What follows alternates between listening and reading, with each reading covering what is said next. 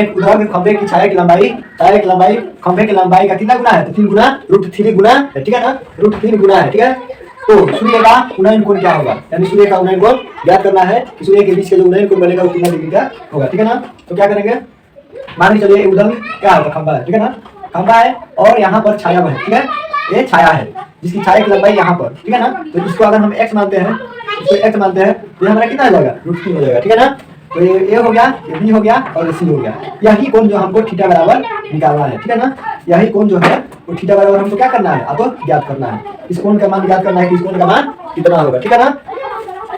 तो क्या लिखेंगे? समकोण 90 डिग्री का हो जाएगा। समकोण त्रिभुज ABC में tan थीटा बराबर x का वैल्यू कितना है? x का वैल्यू हम 1 मान लेते हैं। x बराबर 1 मान लेंगे तो कितना आ जाएगा? 3 गुना हो जाएगा, ठीक है ना, बराबर 1 हो जाएगा, ठीक है ना। तो tan बराबर कितना हो जाएगा? tan बराबर हमारा हो जाएगा AB और बटा BC। tan थीटा बराबर कितना हो जाएगा? AB, tan थीटा बराबर AB और बटा का BC हो जाएगा। ये अब आता है यहाँ पर √3, तो थीटा बराबर कितना हो जाएगा? 1/√3। tan थीटा में 1/√3 किसका मान होता है? अब 3 डिग्री का मान होता है। ऑप्शन आपका दिख रहा है, ऑप्शन आपका डी हो जाएगा, ऊपर बाहुबली, ठीक है ना। चलिए देखिए, ताश के पत्तों की एक गति, ठीक है, ताश का पत्ती का एक गति है, ठीक है, उसको अच्छी तरह से फेंट दिया गया है, एक पत्ती का दुछाई निकाला जाता है, उसमें से क्या किया जाता है? एक पत्ती को निकाला जाता है, ठीक है। इसके इक्का होने की संभावना है। उस पाता में अगर देखा जाए तो उस पाता में क्या है? तो इक्का है, ठीक है ना।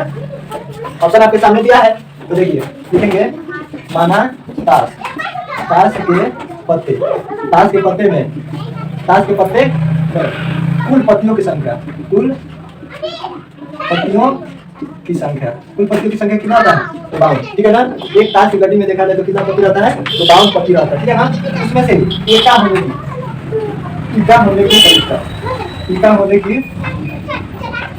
की संख्या, ठीक है ना, इक्का होने की संख्या, इसमें क्या कितना रहता है? एक ताश की गड्डी में देखा जाए तो 4 इक्का रहता है, ठीक है ना। तो 4 हो गया। अब इसका परिक्का निकालेंगे, पता होने की संभावना, ठीक है ना। तो इसकी परिक्का, ठीक है, परिक्का बराबर कितना हो जाएगा? तो पतियों की संख्या कितना है? कुल कितना संख्या है? तो 52 और इक्का होने की परिक्का 4। जब भाग देंगे तो 1 बटा कितना हो जाएगा? तो 3 होगा 52, तो कितना हो जाएगा? 1/13। ऑप्शन आपका दे रहा है, ऑप्शन आपका सी हो जाएगा, ठीक है ना। सब पूरे क्लिक कर दिया, सब पूरे क्लिक करने से बाद आते हैं तो ऑप्शन आपका सी हो जाएगा। चलिए नेक्स्ट क्वेश्चन देखते हैं। बिंदु 2√3, -√2, ठीक है, किस पाद में स्थित है, ठीक है ना, किस पाद में स्थित है? ऑप्शन आपके सामने दिया है। तो पाद की जानकारी कैसे करते हैं, सो देखिए ध्यान से, ठीक है ना, ठीक है। तृतीय पाद कौन सा पाद हुआ? चतुर्थ पाद, ठीक है, चतुर्थ पाद हुआ। अब इस ऑप्शन में देखिए, आप इस ऑप्शन में आप देखिए कि प्लस और माइनस कौन से पाद में है। तो प्लस माइनस देखा जाए तो यहाँ पर क्या है? यहाँ पर देखिए तो यहाँ पर आपका प्लस है, यहाँ पर क्या है? तो माइनस है, यहाँ पर माइनस है। तो ये वाला श्रेणी देखा जाए तो कौन से पाद में है? तो चतुर्थ पाद में। कौन से पाद है? तो चतुर्थ पाद।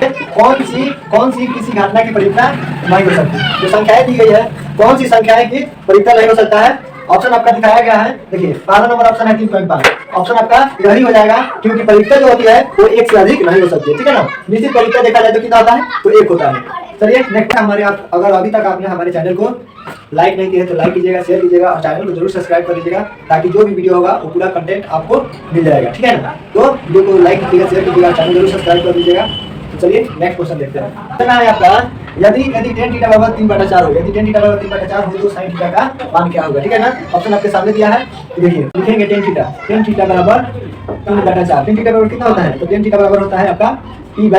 tan थीटा बराबर कितना आता है? तो p/b बराबर 3/4, ठीक है ना। क्या करते हैं? तो सबसे पहले एक त्रिभुज बनाते हैं, ठीक है ना। त्रिभुज बनाएंगे तो इससे बन जाएगा। यहाँ पे एक त्रिभुज बनाते हैं, ठीक है, ये a हुआ, b हुआ और c हुआ, ठीक है। इसको आप h, b और यहाँ का p हुआ, ठीक है। तो यहाँ पर देखिए तो p बराबर कितना दिया है? तो p बराबर का 3 दिया है। b बराबर कितना दिया है? तो b बराबर का 4 दिया है। आपको क्या ज्ञात करना है? ज्ञात करना है आपका h, ठीक है ना। तो h ज्ञात करते हैं। h बराबर होता है पाइथागोरस प्रमेय से, ठीक है, पाइथागोरस प्रमेय से समकोण त्रिभुज होगा। अगर समकोण त्रिभुज ABC में हो, ठीक है, और एक कोण 90 डिग्री का होता है, ठीक है ना। तो h² बराबर क्या होता है? h² बराबर एच स्क्वायर बराबर पी स्क्वायर और प्लस बी स्क्वायर। तो ठीक है, तो एच स्क्वायर बराबर आपका क्या हो जाएगा, 3 का स्क्वायर, पी कितना है, पी 3 है, तो यहाँ पर 3 का स्क्वायर और प्लस बी कितना है 4, 4 का स्क्वायर। एच स्क्वायर बराबर कितना हो जाएगा, 3 का 9 और प्लस चौका का 16। एच स्क्वायर बराबर कितना हो जाएगा, 16 9 जोड़ेंगे तो 25 हो जाएगा। एच बराबर कितना हो जाएगा, एच बराबर कितना हो जाएगा, एच बराबर 16 9 25 हो जाएगा। जब स्क्वायर हटेगा तो रूट में आ जाएगा। एच बराबर कितना हो जाएगा 5। ठीक है, अब देखते हैं कितना कर रहा है sin थीटा। sin थीटा बराबर होता है p by h। sin theta बराबर कितना होता है, तो sin थीटा बराबर होता है p बाई h। तो p का मान कितना है, अगर sin थीटा बराबर देखा जाए तो p का मान कितना है, तो p का मान देखा जाए तो p का मान 3 है, 3 है। h का मान कितना दिखा है, h का मान हमारा 5 है। ठीक है ना, तो ऑप्शन कहीं दिख रहा है, तो ऑप्शन आपका डी हो जाएगा, डी का डॉट। चलिए नेक्स्ट क्वेश्चन बनाते हैं। फर्स्ट मॉड्यूल से क्या होता है, तो फॉर्मूला है और मॉडुलो माइनस थीटा क्या होता है, तो ऑप्शन आपका बी हो जाएगा, और modulo minus theta sin theta होता है। ठीक है ना, विपद बाहुबली। चलिए नेक्स्ट क्वेश्चन देखते हैं।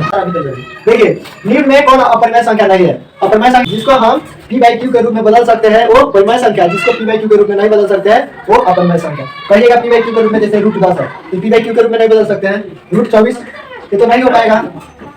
रूट 10 को हम क्या करेंगे, अगर इसका वर्गमूल भी निकालेंगे तो इसको हम p बाई q के रूप में नहीं बदल सकते हैं।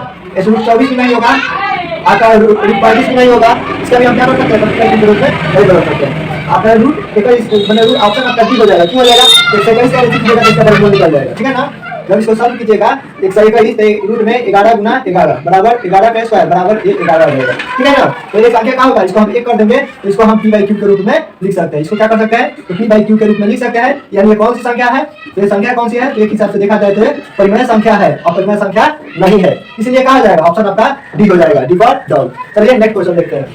यदि p तथा q दो अभाज्य संख्या है तो उनका मौसक क्या होगा। ठीक है ना, तो इसका ऑप्शन आपका ये भी आपका ऑप्शन डी हो जाएगा। दो अभाज्य संख्याओं का मौसक कितना होता है, तो एक ही होता है। अगर भाज्य संख्या होगा तो उसका जो भी भाज्य संख्या होगा वही मौसक कहलाएगा, लेकिन ऐसे दो अभाज्य संख्याओं का मौसक क्या हो जाएगा, डी हो जाएगा, D for dog.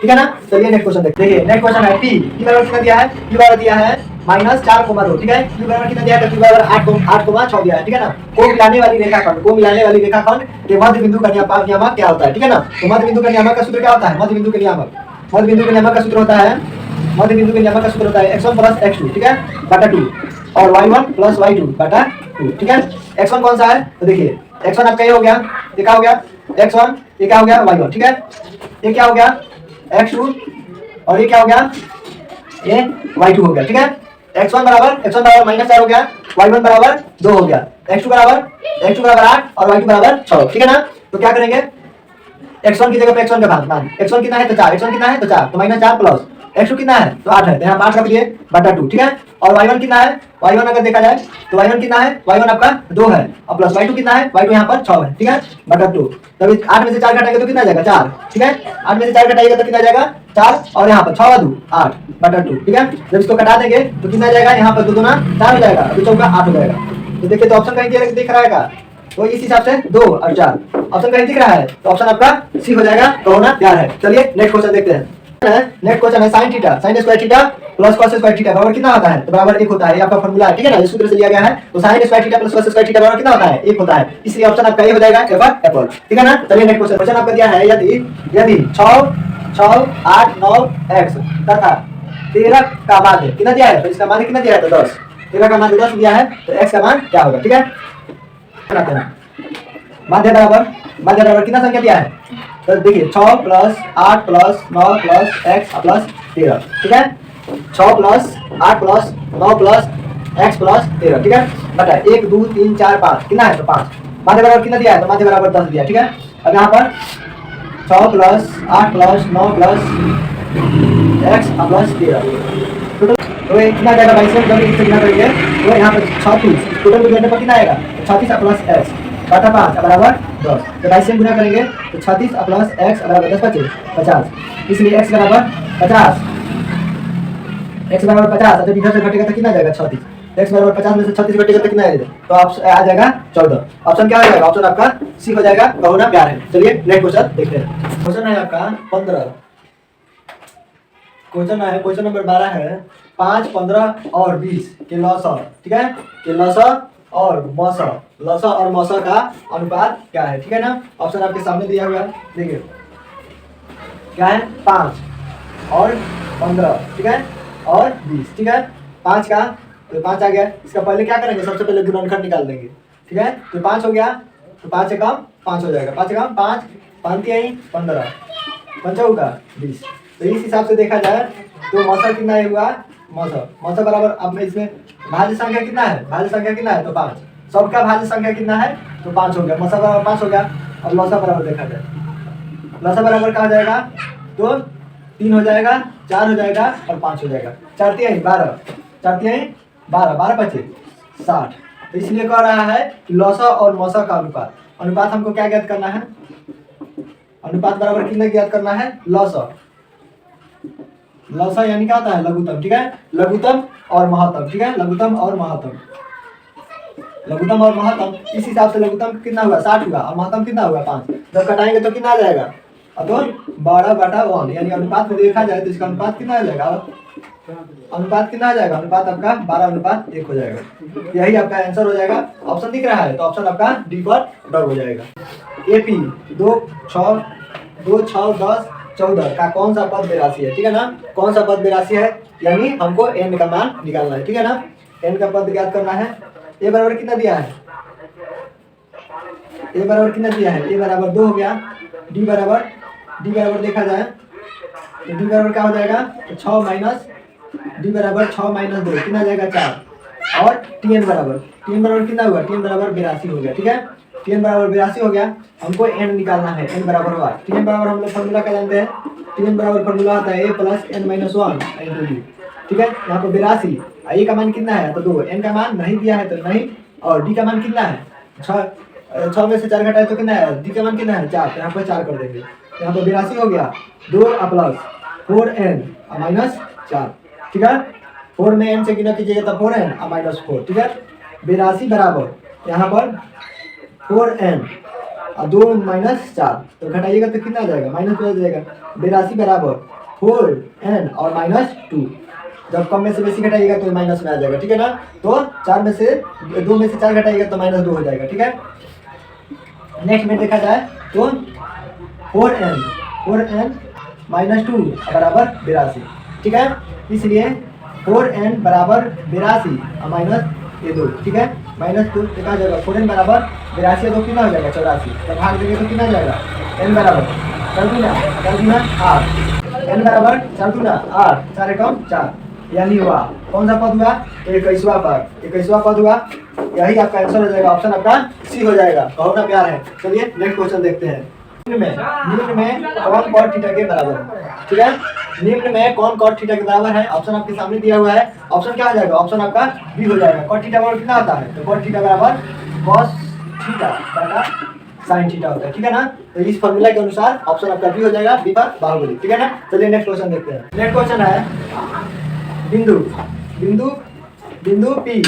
P minus 6 8 की दूरी मूल बिंदु से क्या होगा, ठीक है, मूल बिंदु से दूरी क्या होगा, ठीक है ना। देखिए क्या हो गया, x1 बराबर आपका माइनस 6 हो गया, y1 बराबर कितना हो गया तो 8 हो गया। तो मूल बिंदु की दूरी सूत्र के लिए सूत्र होता है, तो फॉर्मूला क्या होता है रूट अंडर x1 के स्क्वायर प्लस y1 के स्क्वायर, ठीक है ना। क्या करेंगे माइनस 6 का स्क्वायर और प्लस 8 का स्क्वायर, ठीक है, 6 का स्क्वायर करेंगे तो 36 हो जाएगा रूट में, और 8 8 64, जब इसका वर्गमूल निकालेंगे तो जोड़ेंगे तो कितना आ जाएगा 100 हो जाएगा, जब इसका वर्गमूल निकालेंगे तो 10 आ जाएगा। 10 कहीं दे रहा है तो 10 आपका 10 कितना दे रहा है तो ऑप्शन डी में दे रहा है, तो ऑप्शन आपका डी हो जाएगा, डी पर डॉट। चलिए नेक्स्ट क्वेश्चन देखते हैं। cos 1 degree into cos 2 degree into cos 3 degree, ठीक है, डॉट डॉट डॉट, ये cos 90 डिग्री, cos 90 डिग्री का मान कितना होता है तो गुना में ये 0 डिग्री होता है। अब इधर आप जितना भी मान रखिएगा उससे कोई फर्क नहीं है, जब इसमें वैल्यू से गुना कीजिएगा तो क्या आ जाएगा, गुना आपका 0 हो जाएगा, ठीक है ना। cos 90 डिग्री का मान कितना आता है तो 0 होता है, इस हिसाब से वैल्यू क्या हो जाएगा, ऑप्शन आपका ए हो जाएगा, इसका वैल्यू 0 हो जाएगा। चलिए नेक्स्ट क्वेश्चन देखते हैं। दो समरूप त्रिभुज क्षेत्रफलों का अनुपात 64:121 है, तो इनके संगत भुजाओं का अनुपात कितना होगा, ठीक है ना।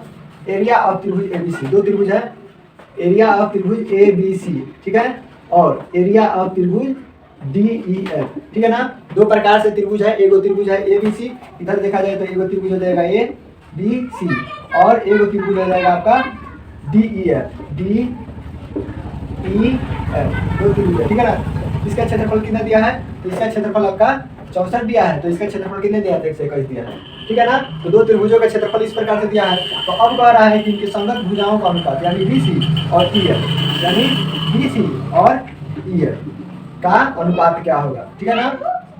तो क्या होता है, त्रिभुज का क्षेत्रफल बराबर भुजा स्क्वायर होता है, ठीक है ना। अब क्षेत्रफल कितना दिया है, तो क्षेत्रफल आपका त्रिभुज ABC का क्षेत्रफल कितना दिया है 64 और DF का कितना दिया है 121 बराबर BC अनुपात EF, ठीक है ना, इसका स्क्वायर। इसलिए BC EF बराबर क्या हो जाएगा √64 121। इसलिए BC इसका वर्गमूल निकालेंगे, इसलिए BC बटा EF बराबर 64 121, इसका वर्गमूल निकालेंगे तो 8 आ जाएगा और ये 11 आ जाएगा। इसलिए BC अनुपात EF बराबर कितना आ जाएगा 8:11। दिख रहा है 8:11 कहीं दिख रहा है, ऑप्शन आपका ए हो जाएगा 8:11, ए फॉर एप्पल। चलिए नेक्स्ट क्वेश्चन देखते हैं। x + 3 x + 6 x + 9 तथा x + 12 का समानांतर माध्य क्या होगा, ऑप्शन दिया हुआ है, देखिए कैसे बनाते हैं। तो माध्य बराबर क्या होगा, तो x हो जाएगा x + 3 हो जाएगा प्लस x + 6 हो जाएगा प्लस x + 9 हो जाएगा प्लस x + 12 हो जाएगा, ठीक है ना। x + 12 हो जाएगा बटा कितना संख्या है, देखिए तो 1 2 3 4 5, कितना संख्या है 5, ठीक है 5 है। अब देखिए इसको जोड़िए 1 2 3 4 5, कितना x है 1 2 3 4 5, कितना है तो 5x है, कितना है 5x और प्लस। अब इसको जोड़ा जाए तो 3 3 6 9 9 9 18 9 9 18 18 और 2 20 20 और 10 30, तो कितना हो जाएगा 5x + 30 और बाटा 5। अब क्या करेंगे, इसमें कोई कॉमन चीज दिख रहा है, कॉमन समझ ही रहे होंगे, कॉमन यानी दोनों संख्या में भाग लग जाए, 5 में इसमें भी भाग लगेगा 5 इसमें भी भाग लगेगा, ठीक है ना। तो क्या करेंगे 5 कॉमन ले लेंगे, तो x + 5 छक कितना होता है 30 बाटा 5, 5 से 5 कट जाएगा x + 6 आ जाएगा, x + 6 आ जाएगा। दिख रहा है क्या x + 6 कहीं दिख रहा है, हाँ ऑप्शन आपका ए हो जाएगा, ए फॉर एप्पल, ठीक है ना। चलिए नेक्स्ट क्वेश्चन देखते हैं। sin थीटा बराबर cos थीटा का कितना बराबर होता है, ठीक है ना। तो sin थीटा का मान कितना होता है, देखिए sin थीटा sin 45 का मान होता है 1/√2, 45 इसका भी मान होता है 1/√2, ठीक है ना। तो क्या होगा, क्या हो जाएगा sin 45 बराबर हो जाएगी cos 45, ठीक है। इसलिए 45 बराबर हो जाएगा, इसलिए ऑप्शन क्या हो जाएगा, इसलिए ऑप्शन आपका ये हो जाएगा ए फॉर एप्पल, ठीक है।